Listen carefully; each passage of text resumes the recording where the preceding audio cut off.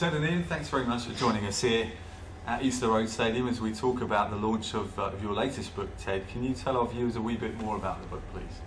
Well, it charts Frank Sauzee's time at Hibs from the moment he signed, made his debut against Falkirk in the First Division, a game that Hibs won and which virtually clinched the First Division Championship, and right through to when he left the club after his time as manager was sadly cut short.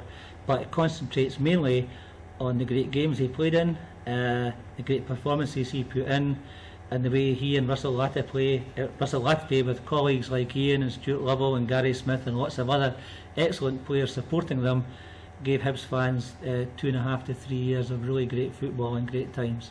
I'm going to put you on the spot here. You're obviously a lifelong supporter of Hibs. Where exactly do you feel that Frank ranks alongside the all-time greats? Do you feel that he's up there with the likes of the famous five, Joe Baker and the likes of Pat Stanton?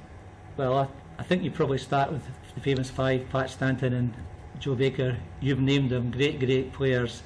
Frank, certainly in terms of ability, was up there with anybody. A man who played 30 odd times for France, captained his country, won the Champions League with Marseille, and came to Hibs, bought into the culture, played marvellous football, initially in midfield, and then when he went back to sweeper he controlled the game from there. He is a true Hibs legend, but I think when you're only at a club for 3 years, it's slightly different from being at a club for your whole career, as most of the famous five were, as Pat was until the end when he went to Celtic.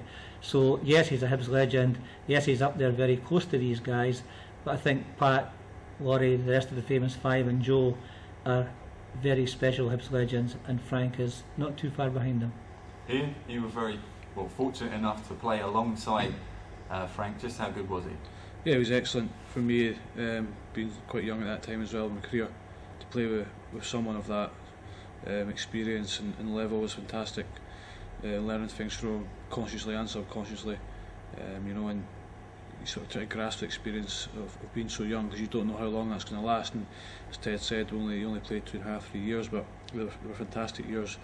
And as I say, for someone at my age who wasn't that long realistically out of high school, to play beside someone of his level was an amazing experience. As Ted mentioned, he obviously won the Champions League with Marseille.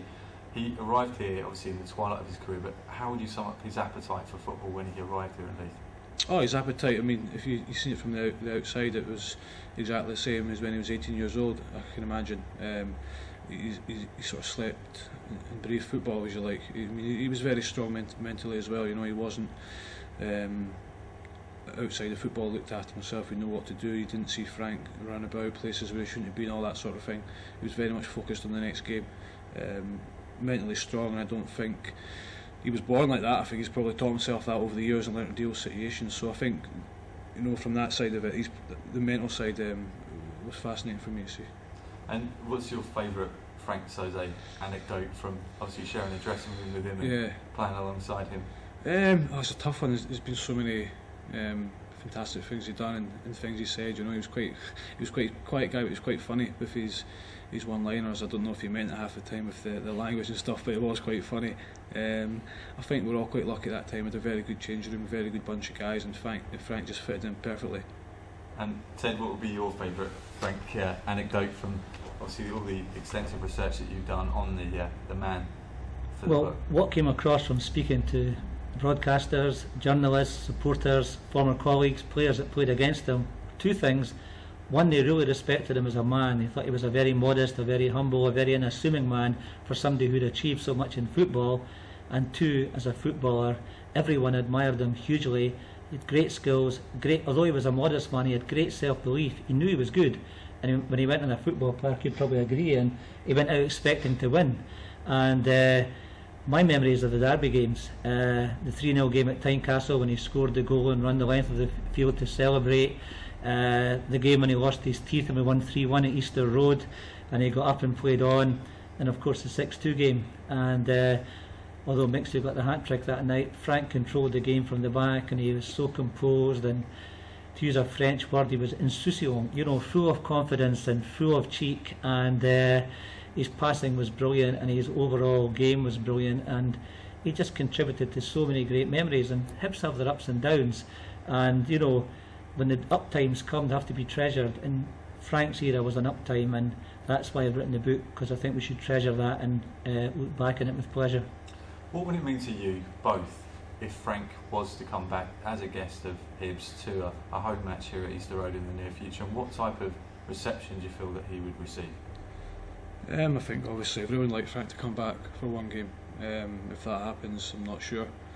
The fans obviously who haven't seen him, I've heard all about him, so sometimes it's good to see the person people are talking about. You can go through as much footage as you want on the internet these days and find stuff, so if younger viewers look at that sort of thing and see it, they'll see what a great player he was. And for the older sort of fans that remember Frank, it's a chance to say goodbye properly. We all know how he left the club and under a little bit of a cloud and stuff like that, so for him to come back for one game would be fantastic. I tried very hard to get in touch with Frank. I've sent him a copy of the book, and he definitely has it. I know that for a fact. He's not responded to me yet. I made it very clear to him in all my communications, including one that was translated into French, that he's still loved here and he'd be hugely welcome back. And I think if he did come back, it'd be a marvellous occasion. I think it would add 5,000 to the gate. I think he'd get a standing ovation as he walked onto the pitch, and I really hope he will come back sooner rather than later. Come back, Frank, we're all missing you.